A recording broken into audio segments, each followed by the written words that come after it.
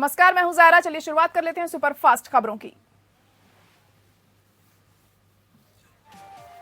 प्रधानमंत्री नरेंद्र मोदी ने रविवार को विश्वविख्यात खेल उपकरणों का उत्पादन करने वाले मेरठ को बड़ी सौगात दी है। यहां पर पीएम मोदी ने सबसे पहले भगवान औघड़नाथ का दर्शन पूजन किया। इसके बाद शहीद स्मारक को भी काफी देर तक निहारा। प्रधानमंत्री नरेंद्र मोदी मौसम खराब होने की वजह से हवाई मार्ग के बजाय सड़क के मार्ग से मेरठ पहुंचे। इस दौरान प्रधानमंत्री मोदी के सरधना में मेजर ध्यानचंद खेल विश्वविद्यालय का उन्होंने शिलान्यास किया।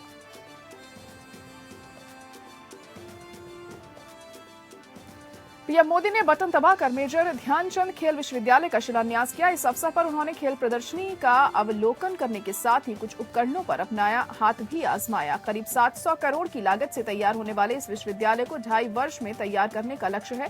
सीएम योगी आदित्यनाथ ने इस मौके पर प्रधानमंत्री नरेंद्र मोदी का आभार जताते हुए पीएम के सड़क मार्ग से नई दिल्ली से मेरठ आने का भी जिक्र किया। प्रधानमंत्री नरेंद्र मोदी मेरठ के दौरे पर पहुंचे और इस दौरान पीएम के साथ राज्यपाल और सीएम योगी भी मौजूद थे। तो वहीं कार्यक्रम के दौरान सीएम योगी आदित्यनाथ ने माइक संभाला और मेरठ की जनता को संबोधित किया। इस दौरान सीएम योगी ने सभा को संबोधित करते हुए कहा कि भारत विकास के रास्ते आगे बढ़ रहा है।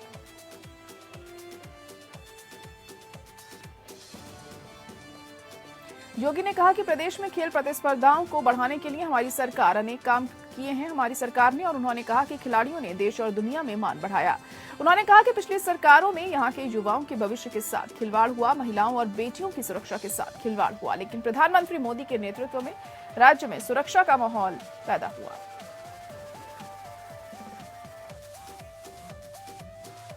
मध्य प्रदेश में ओबीसी आरक्षण को लेकर सियासत जारी है। रविवार को ओबीसी महासभा के मुख्यमंत्री शिवराज सिंह चौहान के खिलाफ प्रदर्शन करते हुए सीएम हाउस के घेराव की चेतावनी दी थी। इसके मद्देनजर पुलिस ने आज सुबह एयरपोर्ट से भीम आर्मी प्रमुख चंद्रशेखर को हिरासत में ले लिया।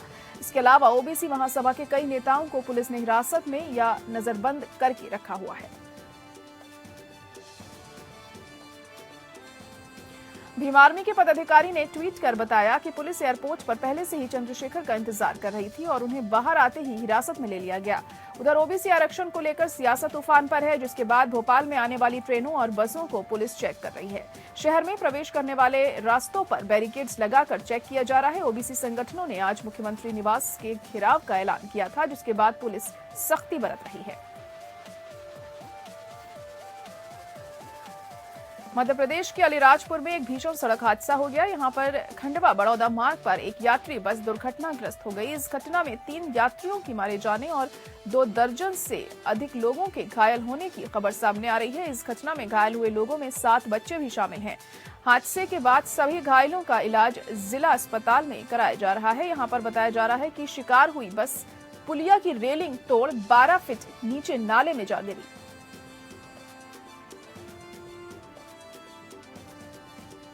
सपा अध्यक्ष अखिलेश यादव रविवार को लखनऊ में विजय रथ यात्रा लेकर निकले हैं। इस कड़ी में उन्होंने जिले में कई जगहों पर सपा कार्यकर्ताओं को संबोधित किया। महरा कला गांव में उन्होंने वैदिक मंत्रोच्चार के साथ भगवान परशुराम की मूर्ति का अनावरण किया। परशुराम का फरसा 68 फुट का है। अनावरण के दौरान 551 वेद पाठक मंत्रोच्चार कर रहे हैं।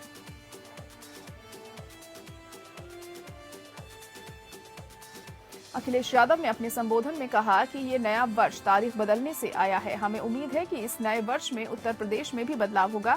प्रदेश का किसान, नौजवान और व्यापारी कोई भी वर्ग ऐसा नहीं है जो बदलाव ना चाहता हो।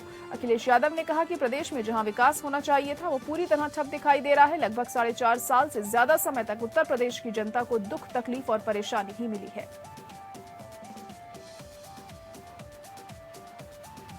कन्नौज में कारोबारी और सपा एमएलसी पंपी जैन के ठिकानों पर आयकर विभाग की छापेमारी जारी है। और इतना ही नहीं, आईटी अफसरों ने कंबल और गद्दे भी मंगाए हैं। बताया जा रहा है कि ये छापेमारी की कार्रवाई 3 दिन तक जारी रह सकती है। ऐसे में रात बिताने के लिए अफसरों के लिए ये कंबल और गद्दे मंगाए गए हैं। दरअसल उत्तर प्रदेश में कारोबारी पीयूष जैन के ठिकानों के बाद अब आयकर विभाग ने शुक्रवार को कानपुर, कन्नौज के साथ साथ लखनऊ और मुंबई में भी छापेमारी की।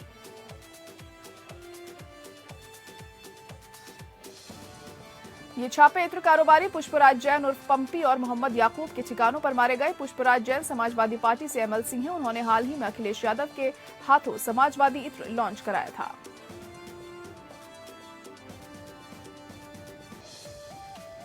देश में कोरोना के मामलों में एक तरफ फिर बढ़ोतरी देखी जा रही है और ऐसे में सरकार लगातार लोगों से सावधानी बरतने की अपील कर रही है। तो वहीं हरियाणा सरकार ने कोविड-19 की रोकथाम के मद्देनजर गुरुग्राम, फरीदाबाद, अंबाला, पंचकुला और सोनीपत में cinema hall, theatre, school, college, gym इत्यादि को बंद करने के आदेश दे दिए।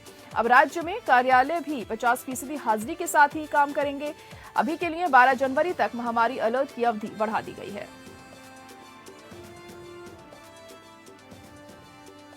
आपको बता दें कि इस समय हरियाणा के गुरुग्राम, फरीदाबाद में कोरोना के मामले काफी तेजी से बढ़ रहे हैं, जिसके चलते इन जिलों में स्कूल, कॉलेज तो बंद किए ही गए हैं। इसके अलावा बाजार भी सिर्फ शाम 5 बजे तक खुले रहेंगे। बार और रेस्टोरेंट भी सिर्फ 50% सीटिंग कैपेसिटी के साथ ही काम कर पाएंगे।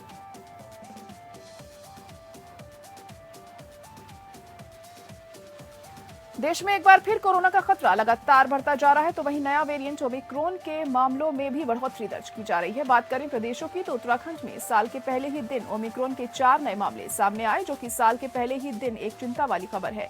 इसके अलावा उत्तराखंड में कोरोना के मामले भी तेजी से बढ़ रहे हैं।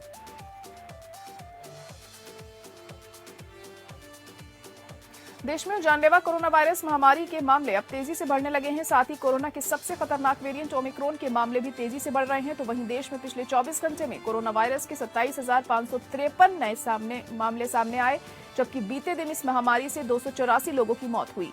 देश में अब तक कोरोना के ओमिक्रॉन वेरिएंट के 1525 मामले आ चुके हैं।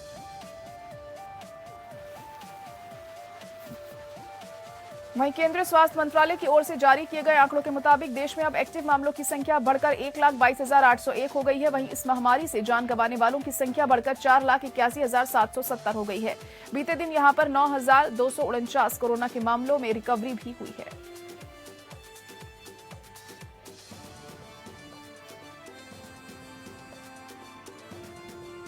दिल्ली एनसीआर में ठंड और मध्य कोहरे के साथ नए साल की शुरुआत हुई और मौसम विभाग के अनुसार अगले 3 दिनों तक मौसम ऐसा ही बना रहेगा। इस दौरान ठंड बढ़ेगी और कोहरे का भी असर रहेगा। मौसम विभाग ने अनुमान लगाया है कि दिल्ली एनसीआर में 5, 6 और 7 जनवरी को बारिश भी हो सकती है। इस बीच ठंड में बढ़ोतरी हो ही रहेगी और तापमान भी सामान्य से कम दर्ज किया जा रहा है। राजधानी में बीते दिन न्यूनतम तापमान सामान्य से 3 कम 4.2 डिग्री नोट किया गया।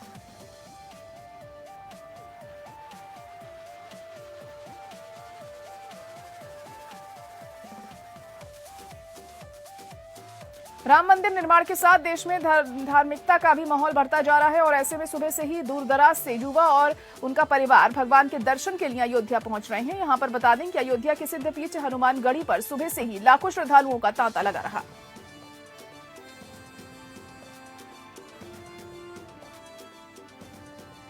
उत्तर प्रदेश में विधानसभा चुनाव में चंद हफ्तों के बाद होने हैं चुनाव और ऐसे में जहां कई राजनीतिक दल मतदाताओं को अपने पक्ष में लाने के लिए जनसभाओं कर रहे हैं और रथ यात्राएं निकाल रहे हैं।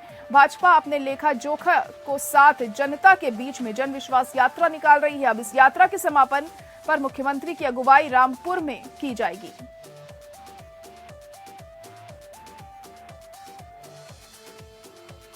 गाजियाबाद पुलिस को एक बड़ी सफलता मिली है। यहां पर एसपी देहात की टीम के द्वारा संयुक्त कार्रवाई करके अवैध असलहा फैक्ट्री का खुलासा किया गया। यहां पर पुलिस ने खुलासा करते हुए भारी मात्रा में अवैध असलहा बरामद किया और अवैध फैक्ट्री चलाने वाले एक अभियुक्त को गिरफ्तार भी किया। फिलहाल पुलिस पकड़े गए आरोपी से पूछताछ करने में जुटी हुई है।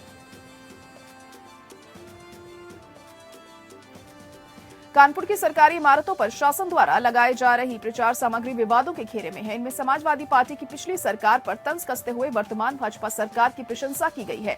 आमतौर पर शासन द्वारा मौजूदा सरकार के कामकाज का प्रचार करने की परंपरा रही है, लेकिन पिछली सरकार की आलोचना सत्तारूढ़ दल तो करता है, लेकिन सरकारी एजेंसियां और शासन कभी नहीं।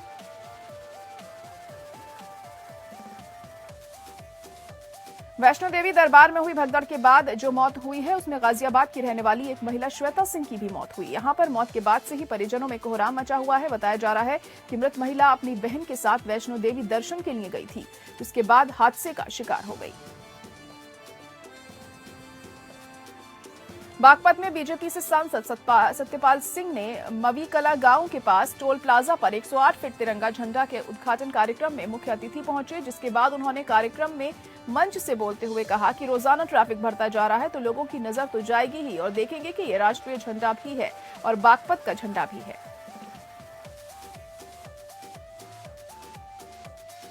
उत्तर प्रदेश जनपद सहारनपुर में आगामी चुनाव को देखते हुए प्रशासन अलर्ट हो गया है, जिसके चलते गैंगस्टर और अपराधियों पर कार्रवाई करते हुए पुलिस प्रशासन ने 41 लोगों को जिला बदर किया। सहारनपुर एडीएमएफ ने इसकी जानकारी दी।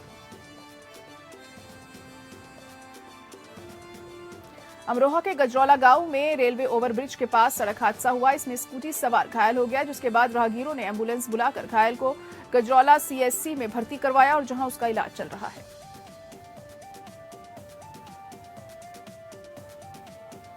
वहीं अम्बेडकर नगर में घने कोहरे और भीषण ठंड ने लोगों की मुश्किलें बढ़ा दी हैं। बर्फीली हवाओं से ठिठुरन पड़ी है, जिसकी वजह से लोग घरों में कैद होने को मजबूर हैं। वहीं घने कोहरे की वजह से विजिबिलिटी भी कम हो गई। जानकारी के मुताबिक अकबरपुर नगरपालिका क्षेत्र में अलाव की भी व्यवस्था नहीं की गई है।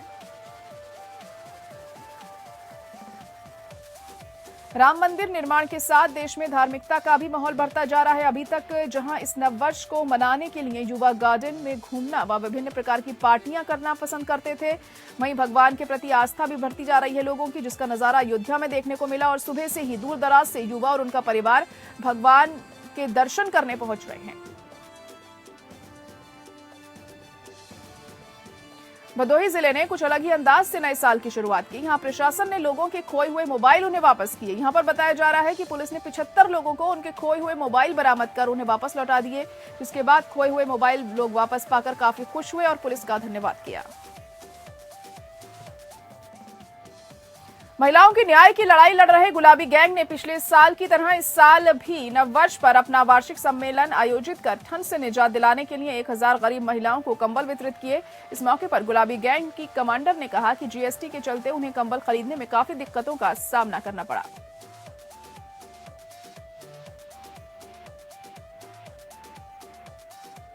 अलीगढ़ में अब जेल से बंदियों से परिजनों की मुलाकात नहीं हो सकेगी। यह आदेश शासन की ओर से जारी हो चुका है। दरअसल प्रदेश में ओमिक्रॉन की धमक और बढ़ते कोरोना के मामलों को देखते हुए यूपी के अपर मुख्य सचिव अवनीश कुमार अवस्थी ने जारी नोटिस के आधार पर अलीगढ़ जेल सुप्रिंटेंडेंट विपिन मिश्रा ने बताया है कि कोविड-19 गाइडलाइन के तहत तीसरी लहर को देखते हुए निर्देश मिले हैं कि पहले की तरह ही जेल में बंदियों से परिजनों की मुलाकात पर रोक लगा दी गई है।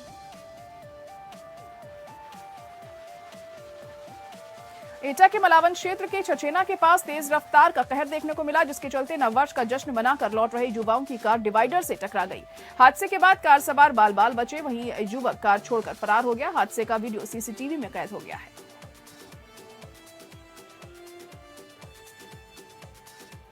सहारनपुर के बेहट में शोषित वंचित समाज सम्मेलन के नाम से आयोजित कार्यक्रम स्थल पर असदुद्दीन ओवैसी का आगमन हुआ और ऐसे में समर्थकों की भीड़ लगी रही, जिसके बाद ओवैसी ने बीजेपी सरकार पर जमकर निशाना साधा।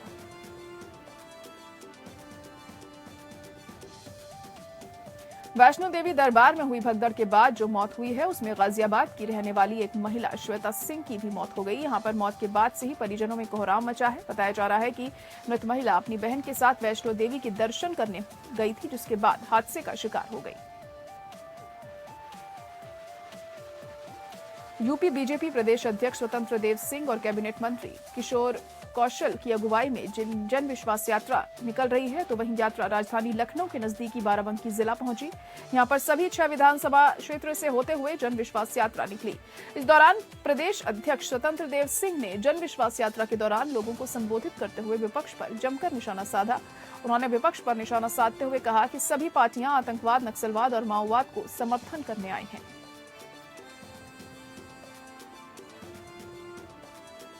बागपत से बीजेपी के सांसद सत्यपाल सिंह ने मवीकला गांव के पास टोल प्लाजा पर 108 फीट तिरंगा झंडा के उद्घाटन कार्यक्रम में मुख्य अतिथि पहुंचे, जिसके बाद उन्होंने कार्यक्रम में मंच से बोलते हुए कहा कि रोजाना ट्रैफिक बढ़ता जा रहा है, तो लोगों की नजर तो जाएगी ही और देखेंगे कि ये राष्ट्रीय झंडा भी है और बागपत का झंडा भी।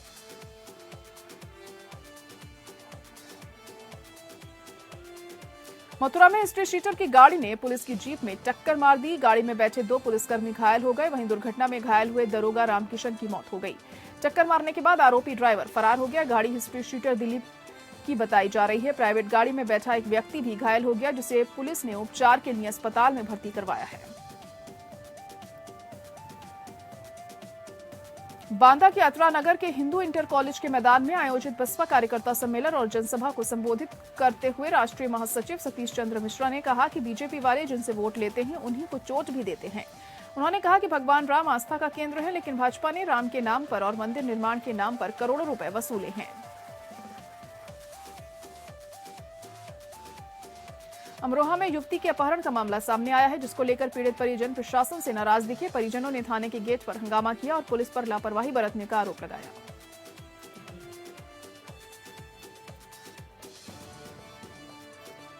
यूपी में 2022 के विधानसभा चुनाव को लेकर सभी सियासी दलों ने कमर कस ली है। ऐसे में शुक्रवार को गाजीपुर के जिला पंचायत सभागार में समाजवादी कैलेंडर के लोकार्पण के कार्यक्रम में नेता प्रतिपक्ष राम गोविंद चौधरी ने सत्तारूढ़ बीजेपी के नेताओं और सरकार की नीतियों पर जमकर हमला बोला।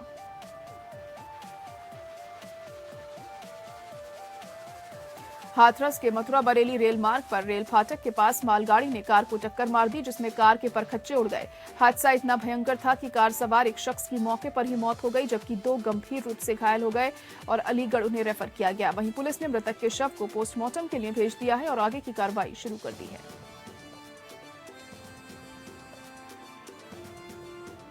जम्मू में माता वैष्णो देवी दरबार में मची भगदड़ में 12 लोगों की मौत हो गई, जिसमें कई अन्य लोग भी घायल हो गए। तो वहीं इस दुर्घटना में 2 लोग सहारनपुर के भी बताए जा रहे हैं। यहां पर बताया जा रहा है कि सहारनपुर के सल्लापुर गांव निवासी विनीत सहगल और उनकी पत्नी भी इस घटना का शिकार हो गए। जगाधरी में अपनी मांग पूरी न होने पर गुस्साए एक अध्यापक पानी की टंकी पर चढ़ गया, जिसके बाद वहां पर हड़कंप मच गया। यहां पर बताया जा रहा है कि करनाल में वह अपने आमरण अनशन भी कर चुका है। पहले यहां पर बताया जा रहा है कि अतिथि अध्यापक संघ की बैठक थी और गेस्ट टीचरों का कहना है कि जब तक सरकार उनकी मांगों को लेकर कोई लिखित पत्र नहीं सौंपती, उनका प्रदर्शन जारी रहेगा। रेवाड़ी के लिसाना गांव में मामूली कहासुनी को लेकर 2 पक्षों में विवाद हो गई। यहां पर बताया जा रहा है कि खेत में पशु चारा लेने गए एक महिला पर उसकी जेठानी और जेठ ने तेज धार हथियार से हमला कर उसे बुरी तरह घायल कर दिया, जिसके बाद महिला बुरी तरह से घायल हो गई। फिलहाल सूचना पर पहुंची पुलिस ने मामला दर्ज कर कार्रवाई शुरू कर दी है। दिल्ली के सीएम अरविंद केजरीवाल अमृतसर के राम तीरथ पहुंचे। यहां उन्होंने पंजाब को उचित शिक्षा देने की कसम खाई, साथ ही सफाई कर्मचारियों को पक्का करने का ऐलान भी किया।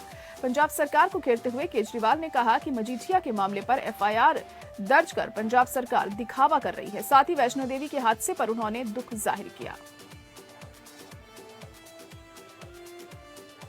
दशमेश पिता साहिब श्री गुरु गोविंद सिंह जी महाराज का प्रकाश उत्सव इंद्री में बड़ी श्रद्धा और धूमधाम से मनाया गया। इस मौके पर शहर में नगर कीर्तन का आयोजन किया गया।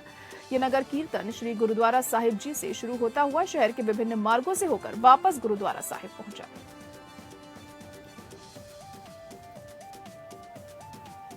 पंजाब प्रभारी राघव चड्ढा अमृतसर पहुंचे, जहां मजीठा हलके से लाली मजीठिया को आम आदमी पार्टी का उम्मीदवार ऐलान किया गया। इस दौरान राघव चड्ढा ने कहा कि मजीठा हलका से लाली मजीठिया जीत हासिल करेंगे। बेल रद्द होने के बाद भी मजीठिया की गिरफ्तारी नहीं हो रही। वहीं लोकसभा अध्यक्ष ओम बिरला ने प्रेस कॉन्फ्रेंस की, जहां उन्होंने कहा कि कोटावासियों के एयरपोर्ट का सपना आगामी समय में जल्द ही पूरा होगा। अब तक जमीन को लेकर नए वेरिएंट का काम अटका हुआ था। राज्य सरकार से जमीन मिलने के बाद अब कुछ औपचारिकताओं के बाद एयरपोर्ट का काम शुरू कर दिया जाएगा। बता दें कि कोटा में एयरपोर्ट शुरू करने की मांग लंबे समय से उठ रही है। अभी एरोड्रम सर्किल के पास पुराना एयरपोर्ट है, लेकिन वहां बड़े विमान नहीं उतारे जा सकते।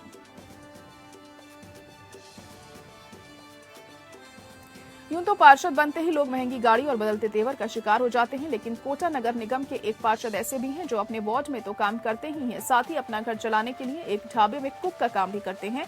कोटा नगर निगम दक्षिण के वार्ड नंबर 73 के पार्षद संजय विश्वास कांग्रेस से पार्षद का चुनाव लड़े थे और 238 वोटों से जीते भी थे।